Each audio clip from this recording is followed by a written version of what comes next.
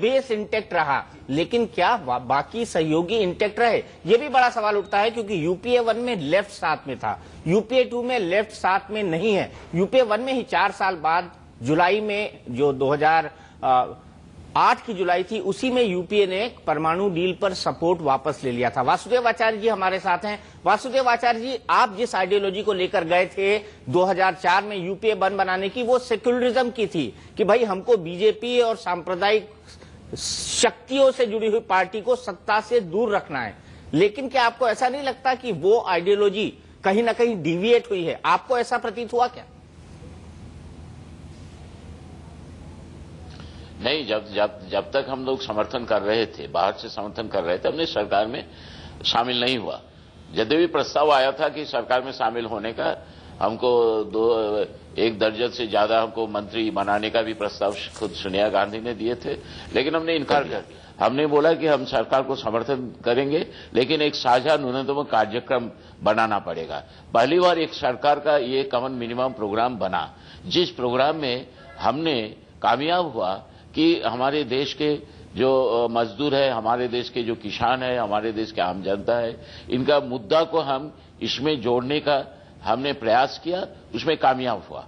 और ये जब तक हम सरकार को समर्थन दे रहे थे, तो उस समय हमने जिस लक्ष्य को रखकर हमने समर्थन दे रहे थे कि हम भाजपा को हम सत्ता में आने नहीं देंगे, हम सांप्रदायिक ताकत को हम सत्ता में आने नहीं देंगे, हम सांप्रदायिक ताकत को हम बाहर रखे थे, खाली बाहर ही रखा नहीं, उनको आइसोलेट करने में हमने थोड़ा सा कामयाब भी हमने हुए थे।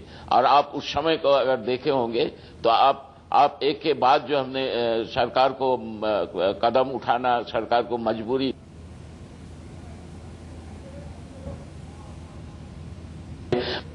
वामपंथियों के दबाव के कारण से, और ये तमाम जो था हमारा वही लक्ष्य था कि हम कम्युनल फोर्स को मार्जिनाइज करेंगे।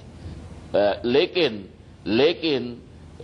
सरकार का नीति परिवर्तन में हम कामयाब नहीं हुआ, और इसी कारण से जो हमारा लक्ष्य था सांप्रदायिक ताकत को हम जनता से विच्छिन्न करने का, उसमें हमने सफल उतना नहीं हो सके। सफल नहीं हो सके। यूपीए 2 को कैसे कैलकुलेट करेंगे? एक लाइन में आप जवाब चाहूंगा, क्योंकि मुझे इस बहस को आगे ले जाना है कि क्या यूपीए 3 कभी बन सकती है सोनिया जी के नेतृत्व में। वासुदेव दा, आपको क्या लगता है, यूपीए 2 वैसा परफॉर्म कर पाई जैसा यूपीए 1 ने किया था?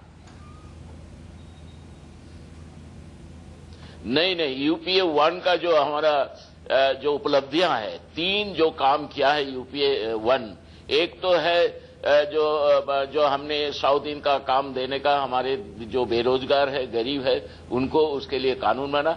दूसरा, हमारे देश के आदिवासियों का जो जमीन का अधिकार, जो जमीन में बसे हुए थे वर्षों से, उनको हमने अधिकार दिलवाया, कानून बनाया। तीसरा है, हमारे लोकतंत्र को मजबूत करने के लिए, इसको विकसित करने के लिए जो जरूरत था, ये सूचना का अधिकार, ये सूचना का अधिकार ने भी हमने वामपंथियों के दबाव के कारण से सरकार को ये फैसला लेना पड़ा। ये 3 उपलब्धियां हमारे जो सामने है, जो यूपीए 1 में। यूपीए 2 में कोई ऐसा सरकार ने कोई ऐसा काम नहीं दिखा सकता, लेकिन यूपीए 2 जो सफल हुआ है वो है भ्रष्टाचार में, घोटाला में, जो यूपीए 1 में उतना हम नहीं देख सके, लेकिन यूपीए 2 में जो है सरकार का